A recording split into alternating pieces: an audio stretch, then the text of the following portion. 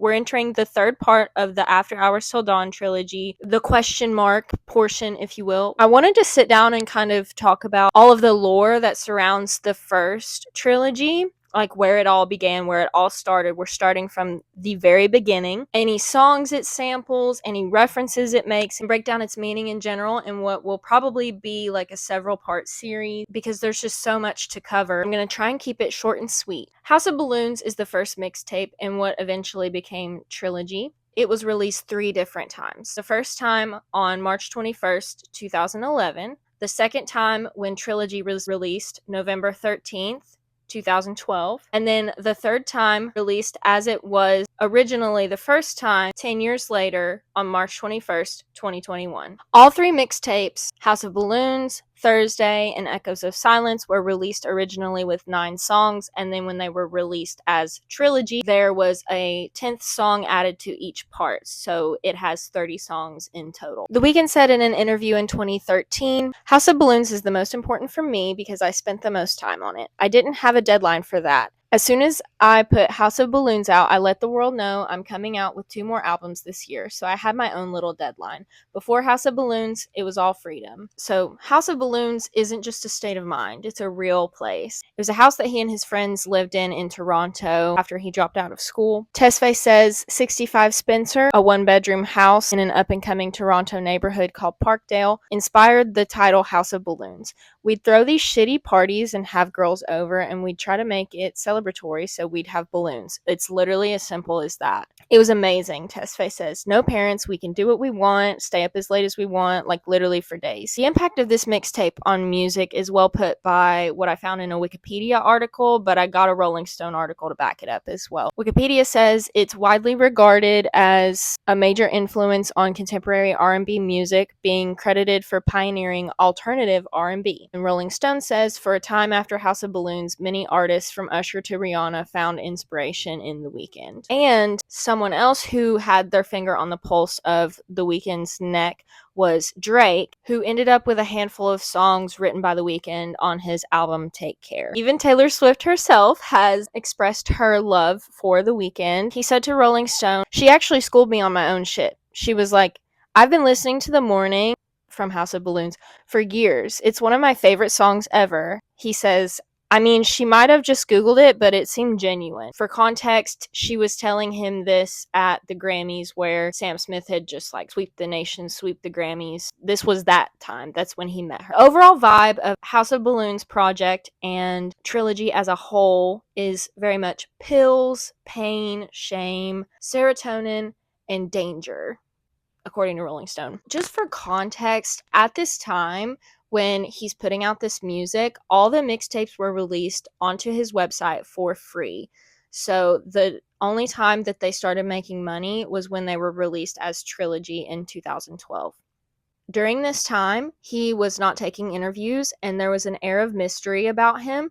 People didn't know if The Weeknd was a band or one person or who in the world sounded this much like Michael Jackson. He didn't like pictures of himself being taken. He didn't like doing interviews. According to a Complex article, interestingly enough, upon initially rising to fame in 2010, Abel declined all formal interviews for years, keeping to himself and away from the public's eye. In one of the Rolling Stone articles I reference a lot, it says the then anonymous Tesfaye declined all interviews, in part because he was worried he wasn't well spoken enough. A high school dropout, he used to do crossword puzzles to improve his vocabulary, and when I read that, I wanted to cry. And to this day, he often wishes he were more articulate. This is, quote, "Me not finishing school, in my head, I still have this insecurity when I'm talking to someone educated." The Weeknd has always let his music do the talking. So let's get into the music and let it do the talking. But also, I'm going to be talking. The first track on House of Balloons is High for This. It never ceases to blow my mind every time I start this song, especially if you listen to it with headphones on and the sound is kind of like going like this in your ear until it drops. Life-changing, a life-altering experience. I'll never be the same. And in this song, we're getting turned, which sounds really lame coming from a white girl, but that is the truth. That is what's happening. The song starts off basically by saying, you don't know what's in store. You don't know what to expect from doing gardening since you've probably never done them before, but don't worry. The Weeknd's gonna take you under his wing. He's gonna guide you through the experience, but you'll want to be gardening for whatever we're about to get into. It's literally called High for this, so that's it. You want to be gardening for this. On to the next track. The moral of the story and what you need is basically cheat on your man and gardening with me. The lyric to sum up the whole entire song is he's what you want, I'm what you need. He says that over and over and over again just to drill it home, just to let you know. And repetition is a literary device, let's not forget. Fun fact, the mixtape version opens up with a sample from Alia's Rock the boat. It was not included in Trilogy. I primarily listened to the Trilogy version growing up as a teenager, so when it was finally released, I was like, why did they add this in here? But it turns out it was there the whole time. It was there the whole time. This was the only sample they did not get cleared when they released Trilogy. And I think since all of the mixtapes were originally released without anyone needing to pay for them, that they could just kind of use whatever samples they want. As long as they're not getting monetary gain from it, it's really like, it's just like putting something on SoundCloud and saying, here you go. He originally had a 25-minute version of House of Balloons. Forget All Too Well 10-minute version, Taylor's version. I want House of Balloons 25-minute version, Abel's version. Now, this is the first two-part song that we get from The Weeknd, and he loves a two-part song. This is also the title track, so it's 6 minutes and 47 seconds long. In the title track, we're starting to see some negative effects of doing gardening all the time. I should really come up with a different word to say for doing rugs all the time. Does that work? Of doing gardening all the time. We're starting to see negative effects of spending all your time in the garden, okay? I dug deep and found an interview with the producer of this track. His name is Doc McKinney, and he revealed before the second part of the track was made, where he's kind of like rapping and stuff in the second part, The Weeknd really wanted to rap on the second part of the song. He originally had a 25-minute version of House of Balloons. Released the 25-minute version of House of Balloons. I want the 25. Forget All Too Well 10-minute version, Taylor's version. I want House of Balloons 25-minute version, Abel's version, okay? Release it now. We're in part 1. We're in House of Balloons. He repeats over and over again, this is a happy house. Even though your mind wants to leave, but you can't go, this is a happy house. There's a lot of lyrics in this project that are alluded to later, whether that's later in this piece, later in Trilogy, later in his other works. I'm just gonna flag them. I'm writing them on my metaphorical whiteboard. We're gonna come back to it later. He says, but you belong to me. Ooh, you belong to me.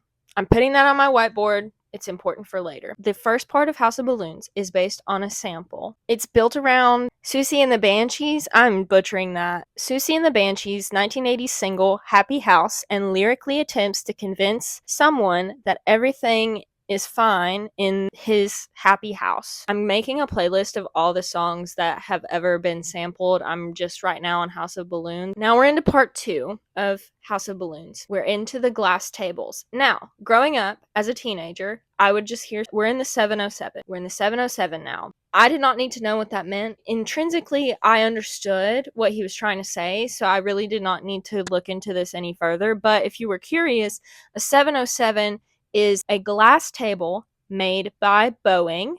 Why Boeing is making glass tables, I don't know. Maybe you should worry about fixing your plane. The whole entire gist of part 2 is, who cares? We're doing more gardening. But there's also a lot of cheating going on. It's starting to kind of catch up on every aspect of his life. A common theme in very early Weeknd songs is there's just a lot of cheating going on. It's like he's cheating on his girl, she's cheating on him, everybody's cheating on each other. Basically, I stole your girl because I can, because I'm like that. You weren't delivering how you needed to. She is just now gardening with The Weeknd, okay? But because they're gardening together, it's kind of, I can't believe I can't just say.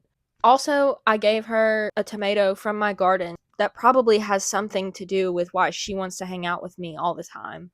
And because you don't have a garden and you don't have tomatoes. He has the tomatoes. He's providing the metaphorical tomatoes. We have another whiteboard moment. I heard he does now. You heard wrong. I've been on it for a minute. We're going to put a pin in that. We are definitely going to come back to that in House of Balloons. On to track 4, The Morning. I just wanted to say, as someone who's been listening to this song since they were 16, I am so happy that TikTok blew this song up so that I could see it live. Selfishly, thank you so much, because I got to see this song with my sister and it is one of the best moments of my life. Thank you for making sure that I learned that he says in the beginning of the song, I'm gone right now. He says, I'm gone. And one thing about The Weeknd, he loves to be gone. He loves things that belong. He loves the world. Some notable lyrics are From the Morning to the Evening, Complaints from the Tenants, Got the Walls Kicking Like They're 6 months pregnant. I really liked this imagery because the way that's written, you can see the walls moving in your head as if like a baby's kicking. The next lyric is drinking Alizé with our cereal for breakfast. When I was in high school, I thought he said rosé, and I was like, that makes sense. That's alcohol. No. Alizé is, from what I can tell from the picture, it's this like liquor mixer, and they come in all these like bright colors, which I found interesting because they're so colorful, and House of Balloons is so black and white. I just thought that was interesting imagery to throw in there. Next lyric of note is girls calling cabs at dawn 6:45. We're just going to write dawn on our whiteboard now, okay? Then he says, Cali is the mission. Just remember, we're putting that on the whiteboard. Once again, Cali is the mission. Then he says, visit every month like I'm split life living. And I just wanted to add a personal anecdote. When I was in college, I would drive back and forth from home to school, and I would listen to this song and be like, yeah, visit every month like I'm split life living. Like, he's flying back and forth from Canada to LA to make music. So I resonated with that as a young adult. Then he says, let the world listen. And it is so fascinating when you stumble upon a lyric like this in Trilogy, especially because like he's one of the biggest artists in the world now. People saw his raw talent. Like, he didn't even need to market himself. Then he says, got my back like Pippen. This is a reference to Scottie Pippen and Michael Jordan, who were both players for the Chicago Bulls in the 1980s and 90s. Also in this song, we get our first strip club imagery. Yay! All that money, the money is the motive. All that money, the money she be folding. Girl put in work. Girl put in work. Then he says, I push it for the pleasure like a virgin to the game, a virgin to that money, a virgin to the fame. So when he says this, he's using virginity as a metaphor to being a virgin in the music industry. This is the very first project he's ever put out, like he said, and it's the first reference we get to the music industry. So that is a common theme that will come up later. We're going to add that to the whiteboard. Yes, we are. And then he says, so this my only chance to win 'em over, only pray that I flow from the bottom closer to the top. The higher that I climb, the harder that I drop. Basically, he's using gardening terms as a metaphor for rising success in the music industry, in pop culture. You know, some of the biggest stars have had the hardest fall from grace. It's kind of like coming down off something. Then I love this lyric so much. It just makes you think. So he says, these people are trying to hold on to their credit. So I tell them use a debit and watch their image start to lessen. Now, what does he mean by this? Well, welcome to English class. I'm going to tell you what he means by this. In the same vein of artists having a meteoric rise to fame, fall from grace, some artists might continue to use their early fame and success as credit for staying relevant. As soon as you try to hold yourself up on your most recent stuff, it falls. You fall flat. Okay? I hate to say it now, but it reminds me so much of Katy Perry, because a lot of the discourse around her new stuff right now is talking about how successful Teenage Dream was as an album. If you want to think of an example to exemplify these lyrics, it would kind of be her career right now. And then we get into Wicked Games, which is arguably one of the most popular songs off of this album. I don't know why I'm talking like a robot, but I am. This was the first single released to radio, and it went platinum in 2013. This was like the first song everyone really knew by him. True OG EXO fans will cite this as the very first place they heard of The Weeknd. So now we're out of the strip club and we are in love with a stripper. A lot of the themes of this song are transactional. What do I mean by that? This is the first time we are also finding out that he has a girl back home and he doesn't love her anymore. This is the first that we ever hear about this girl. He's cheating on his girl back home while trying to get this new girl to cheat on someone else. The whole first half of this piece is focused on getting a girl to cheat on her man. Why is he so obsessed with doing that? We're gonna find out later. Basically, this song is about being in love with a stripper and knowing that it can't ever work because everything that you do is transactional. The gardening is transactional. Your love is transactional. Everything is transactional. Everything is a give and take. Nothing is ever like unconditional. Everything is super conditional. You can't help but seek what you think is love anyway. The next song is The Party and the After Party. This is going to go ahead and be our second two-part track. I can't believe that we're here already at the second two-part track. So The Party, the first part. The hook samples Master of None from Beach House's 2006 self-titled album. It starts off saying, "You always go to the party to pluck the feathers off all the birds. You always go to the party on your knees.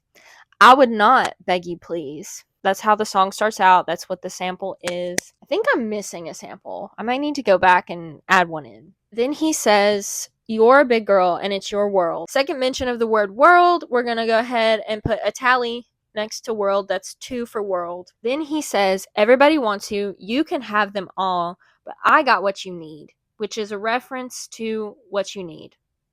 Simple. But I just love that. I love this piece of work because it's so simple. He's just repeating himself. However, it's so impactful in storytelling in this mixtape specifically. After that, we're getting into the after party. So what happens in the after party? Then he says, "I think I'm effing gone." This is the second time he's mentioned being gone. We're gone. In a way, gone is a metaphor for you've been gardening a little too long, but also like you're physically not there. Like you're gone. You're not here. You're somewhere else. You're not with your partner where you're supposed to be. Then he says, "They don't want my love. They just want my potential." At this time, there's a lot of potential going on there. But I think it's more akin to the potential of a lover, a partner, someone who could be in love with you. But he just like is not interested in that. He is spending his time doing other things like gardening. The after party is definitely a much more realistic depiction of who he is as a person. You know what an after party looks like. I don't have to tell you. You listen to The Weeknd, I don't have to tell you what an after party looks like. But the after party is kind of like you want to keep the night going, you want to keep the fun going, but when you get there, you're like, oh, everyone's kind of acting a little crazy, a little insane, a little off their rocker, and everybody's true colors kind of start to show, and his true colors specifically in the after party are starting to show. He's looking at me. He is utterly addicted to this girl, and he fiends for her just like he fiends for tomatoes from his garden. Like, they are one and the same. He wants her and he wants to garden. The next song on the mixtape is called Coming Down. Not only is the party over, but the after party's over. Okay, and we are coming down now. The next song on the mixtape is called Coming Down. Not only is the party over, but the after party's over, and we are coming down now. Also, researching for this video, I found out that in the beginning of this song, he says, "All alone, all alone, all alone, all alone." I never knew that. Now I knew. My hip hurts really bad. So he's saying all alone, all alone, all alone. We're putting that up on the whiteboard. Alone. Alone. He's basically saying, I don't know how to tell you, but I've been bad again. So now we find out this is a pattern of behavior. This is not just a one-time thing. This is a cycle. This is something that happens all the time. He says, I've been bad again. Then he says, Pick up your phone. The party's finished. Hence, we're in coming down now. The after party's over. The party's finished. And I want you to know I'm all alone. Alone. I'm feeling everything before I got up. So he's feeling bad. He's feeling a little depleted. He's like, all my tomatoes are gone. Now he misses his main girl that we just discovered like 2 songs ago. So he tried to quit the cheating and gardening again and was not successful. There's a lyric in there that is basically saying, I tried to quit again, but once I'm tight with something like my boys, I stick around with it till the end. So he's likening his friendships from the very beginning to his relationship with gardening. He's saying like I probably won't be able to stop because I just love it so much and I'm very loyal to gardening, okay? I didn't bring this up in Glass Tables, but there is a line in Glass Tables that says, I heard he do gardening now. You heard wrong. I've been on it for a minute. So this sounds like he's lying to himself. He's lying to himself about his gardening habits. He cannot stay out of the garden for very long. He tries to quit and then he comes back to it. So in the bridge, this is a sample from Japanese voice actor Ayako Kawasumi in the anime Fate/Stay Night. The translation reads, I wish you would not trouble me. What are you doing makes me uncomfortable. You are cowardly, Shiru. You learned about my past and used that against me several times. Even when you know my answer, even though you know my sins. This sample did not make it into Trilogy, but it is on the re-release version from 2021. And that is Coming Down. Now we're on to Loft music, which is just gives me warm, fuzzy feelings for some reason. It's one of my favorites. It really puts you in that headspace, like you're in the story with him. So in the opening, he says, I'm living for the present and the future don't exist, if that tells you anything about his headspace right now. Then there's a line that says, unless it's keys, then I play all day. You like them keys, we gon' play all day. I believe this is a double entendre for piano playing because there is a little piano sound effect in the background. This could also mean like snow or something like that. You know, there's a lot of snow in Toronto and there's a secret third meaning on Lyric Genius. They went into detail on what this secret third meaning is, but I do not align with it. So if you want to go look that up, feel free. I'm going to choose the piano snow route. It's really not that deep. Then we get an Eddie Murphy reference. And I never looked this up until now, so I know you did not either. It says Eddie Murphy, yeah, we trade places. So this is a reference to a 1983 movie called Trading Places, starring Eddie Murphy. In the film, the two main characters find their roles switched in a heist. That's what that means. Then he says, got a loft right now, you excited? And who doesn't love when they say the name of the movie in the movie? He ends this track with saying, I know everything, which is a perfect transition into the next song. The final song on the original mixtape is called The Knowing. This is just a harrowing tale, and it's heartbreaking, but in a way that his words and his lyrics are trying to say, like, I do not care, but his voice is saying, like, you hurt my feelings. In The Knowing, we get a major, major plot twist, okay? We find out that he actually started cheating on this girl because she was cheating on him first. At least that is what I picked up when I was analyzing these lyrics. He begins by saying, I know what you did. He also admits he doesn't feel bad about what he did either. He has no remorse. He basically feels nothing. He just has knowledge right now. Both him and his girl in this song are hiding behind smiles, hence the happy house, as mentioned in House of Balloons. This is extremely toxic behavior and not something to aspire to. In this song, he's trying to put up a front, trying to act like he doesn't care, saying like she thought it would break his heart and make him cry, but he swears it's okay. What is he saying when he says it's okay? Are they going to get back together? Are they going to stay together? Even though they've been on this long, arduous cheating gardening situation, like cheating with the gardener type beat. I don't know. I guess we're going to find out in 28 how he feels, because that is the 10th track coming up next. To wrap up this song, he doubles down and he says, "But baby, it don't hurt. Oh, like you thought it would. The more of you, the merrier." To me, that sounds like they're going to stay together, and he's acting like it didn't bother him, but clearly it did, because he was seeking out another woman's garden and another woman in general. After he says, "The more of you, the merrier," he just sings this note, this run in falsetto, and it sounds like he's crying out. So it's like, I really don't think the more of you, the merrier. I think maybe we need to part ways amicably. That leads us into the next track, which is 28. I just love the way it starts out, because he takes in a sharp breath and then he says, "This house is not a home to you." So we are in House of Balloons. Still in the House of Balloons. Something has shifted. Something has changed. I believe in this song, he's talking to his girl and his feelings are coming to light. Like before, we were kind of numb to them in the knowing, and now we're kind of feeling it all. This house is not a home to you, but you decide to go ahead and lay down.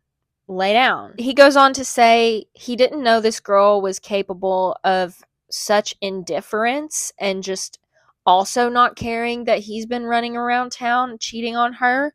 He's showing remorse that he let her into his home in the first place. Like he's like, "Man, I should not have let this girl in here ever, because when I cheated on her, I did not think that she would reverse me like that and say, you know what? I actually didn't care that you cheated on me, because I was already cheating on you.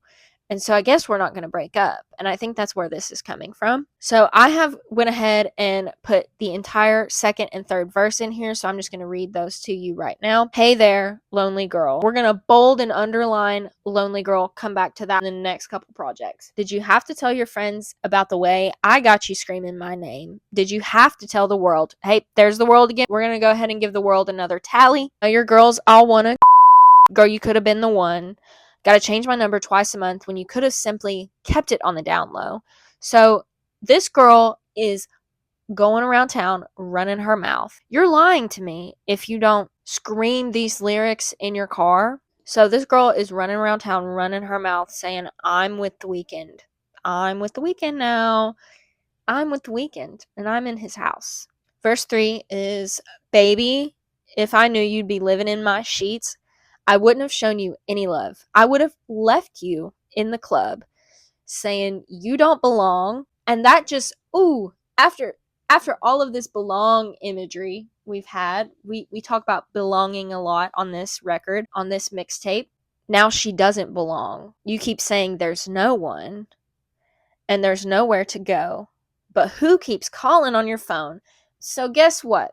This whole mixtape is about cycles. The cycles of gardening, the cycles of strip clubs, the cycles of life and bad habits. Really, that's what it boils down to.